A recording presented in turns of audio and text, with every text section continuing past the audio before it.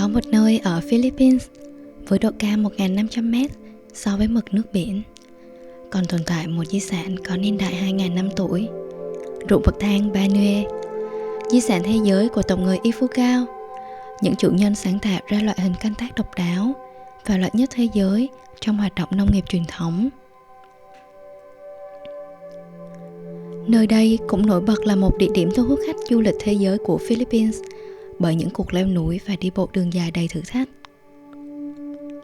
Leo và đi bộ giữa ruộng bậc thang cũng là cách tuyệt nhất để có thể trực tiếp trải nghiệm vẻ đẹp tuyệt vời của nơi được mệnh danh là kỳ quan thiên nhiên thứ 8 này. Mặc dù bạn nên cân nhắc về sức khỏe của mình trước khi lên đường khám phá nó nhé. Bọn mình mới bắt đầu cuộc leo núi thôi. Thật ra bây giờ là sẽ đi xuống ruộng bậc thang, rồi sau đó thì sẽ lên thác. Thì mới leo từ ở chỗ cái nhà nghỉ xuống dưới đây thôi là đã thấy thấm mệt rồi. Nhưng mà cảnh ở dưới đây rất là đẹp. Thường là tới đây thì mọi người sẽ thuê tour guide, tại vì hầu hết là đường đi khá là hiểm trở và nếu mình không để ý thì mình sẽ đi lạc. Giá tour guide thì cũng không mắc lắm. Nếu mà mình xuống tới từng nhà nghỉ thì hầu như là họ đều có họ đều có những cái mối tour guide và các bạn có thể thuê. Như chị này thì hôm nay bọn mình thuê là chỉ có 250 peso thôi. Nhưng nếu mà mình thuê dạng như ở dưới trung tâm á, ở cái khu du lịch đó thì có thể là giá nó sẽ mắc hơn là 1.200 peso một ngày. Mới leo có chút thôi mà rất là mệt, thở hổn hển. Đường ở đây thì khá là nhỏ và có thể là khá là trơn nữa, và đợt này là cũng vừa mới qua đợt mưa nên mọi người sẽ thấy đất bùn ở đây kèm theo một số loại bông rêu bám.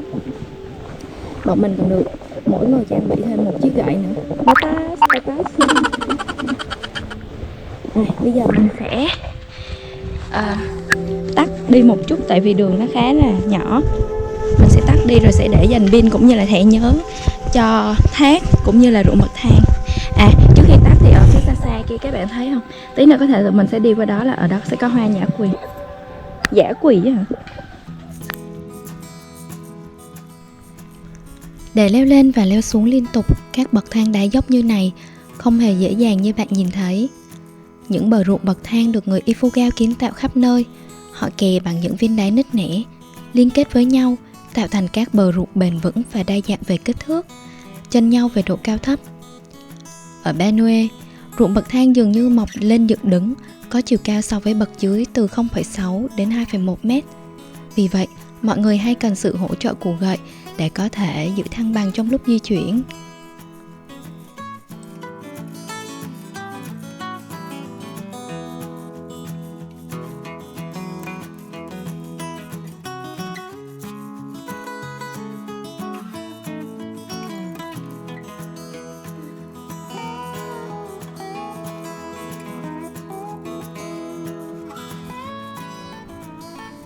Bạn có thể nhìn thấy ruộng bậc thang ở các điểm xung quanh Banue, nhưng để có những cảnh đẹp ngoạn mục nhất thì hãy đến với Batat, một ngôi làng thuộc khu vực Banue. Khi bạn đã đứng trên ruộng bậc thang Batat, nơi đây sẽ mở ra trước mắt bạn một khu vực hùng vĩ như một khoảng nhà hát vòm lớn. Kỳ quan thế giới cổ này có thể dễ dàng làm bạn choáng ngợp. Ruộng bậc thang của người Ifugao được đắp bờ bằng những bức tường đá cứng cáp và vững chắc với độ cao trung bình 0,3 mét, được dựng thành những đường cong tự nhiên. Vì sự tuần hoàn của hệ thống thủy lợi dẫn nước từ dưới đáy thung lũng đến đỉnh núi, người Ifugao có thể đưa nước lên những chân ruộng bậc thang trên những đỉnh cao nhất. Sự hiểu biết của họ về công nghệ dẫn nước phối hợp với kỹ năng dựng đá với những dụng cụ tự tạo bằng tay đã cho phép họ thiết lập hệ thống thủy lợi phi thường nhằm cung cấp nước cho các thửa ruộng bậc thang. Ở đây có sự khác biệt với cách dẫn nước vào ruộng bậc thang của người Hờ Mông ở Sapa, Lào Cai, Việt Nam. Đó là hệ thống thủy lợi dựa vào nguồn nước mưa tự nhiên và hệ thống nước đun tự nhiên ở các chân ruộng. Cảm giác rất là yên bình luôn á. Mình nghĩ nếu mà mình đi đúng vào mùa lúa thì chắc chắn nó sẽ đẹp hơn rất là nhiều. Mà tại vì không có thời gian để có thể đi vào đúng mùa lúa. Mọi người nhìn ở phía kia kìa, xa xa màu lúa xanh rất là đẹp. Bây giờ mọi người đang chuẩn bị leo lên một cái trạm nghỉ ở trên cao kia. Đường ở đây thì phải leo khá là nhiều. Đáng lẽ là nên chuẩn bị một đôi giày chuyên dụng thay vì chỉ là một đôi giày đi bộ bình thường. Tại vì đường ở đây thì có những đoạn rất là đá, có những đoạn thì rất là trơn. Để có những thước phim như thế này thì mình đã phải hành xác rất là nhiều. Đây chỉ mới là một đoạn nhỏ thôi nha. Còn một đoạn mà mình phải leo tới 7 đến 8 tiếng nữa. Thì nói chung là mình nghĩ là để có những thước phim đẹp không bao giờ là dễ dàng. Đây là đường ra thác. Từ xa xa là đã nghe thấy tiếng rồi. Và không khí ở dưới này thì lạnh hơn nữa. Sau ruộng bậc thang, bạn nên đi tới ngọn thác đầu tiên của cuộc hành trình. Tuy đường xa và dốc, mà đừng nản lòng nhé. Nhưng mà xuống tới đây thì không khí nó lạnh lạnh, do đó là mình không có cảm thấy nóng đó. Nói chung là cũng khá là mệt. Mà đặc biệt là xuống dưới đây mà mình nghĩ là cái lực nó tác động đến cái đầu gối rất là nhiều luôn á. Tại vì đi ruộng nó có bị dốc xuống, do đó là phải có thêm cây gậy nữa. Mà bạn nào về khớp không có tốt thì mình nghĩ là đi cái này sẽ hơi khó khăn.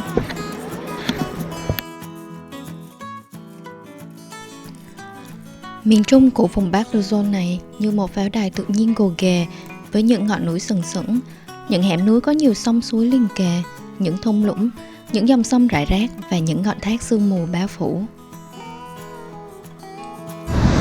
Wow! Cuối cùng thì bọn mình cũng đã đến với thác rồi. Đây là thác gì? What's your name of this waterfall? Sabia. Nói chung là đi được tới đây thì rất là mát luôn. Và cảm giác rất là tuyệt. Nếu mà có mang theo đồ bơi thì có thể bơi, nhưng mà mình đã quên mất đồ bơi ở nhà rồi. Mà mình nghĩ là đến đây chắc là phải đợi một chút, chứ nếu không là nó sẽ dễ bị cảm. Tại vì sau một đoạn đường khá là dài mình đổ mồ hôi thì xuống dưới đây nước khá rất là lạnh. Bây giờ mình sẽ tiến đến gần hơn cái thác nước Tapia.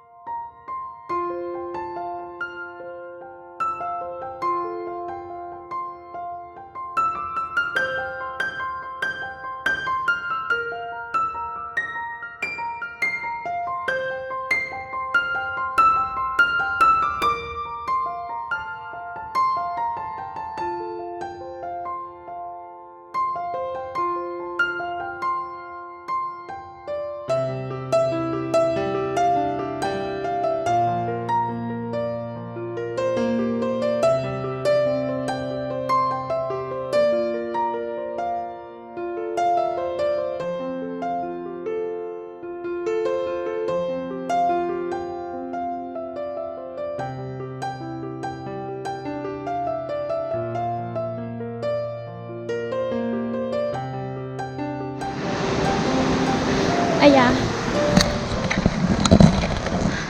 Và điều đáng sợ nhất trong mỗi cuộc hành trình đó chính là đường đi về. Mà nếu mà thật ra là nhiều khi trong nhiều cuộc hành trình đường đi về thì rất là ngắn, nhưng mà đối với đoạn đường này thì đường đi về bọn mình toàn phải leo dốc như thế này nữa. Kaboom. Và đúng là nên khởi hành từ sớm để đến lúc về thì nó không có bị nắng quá, với lại ít khách du lịch thì mình có thể chụp được nhiều hình hơn.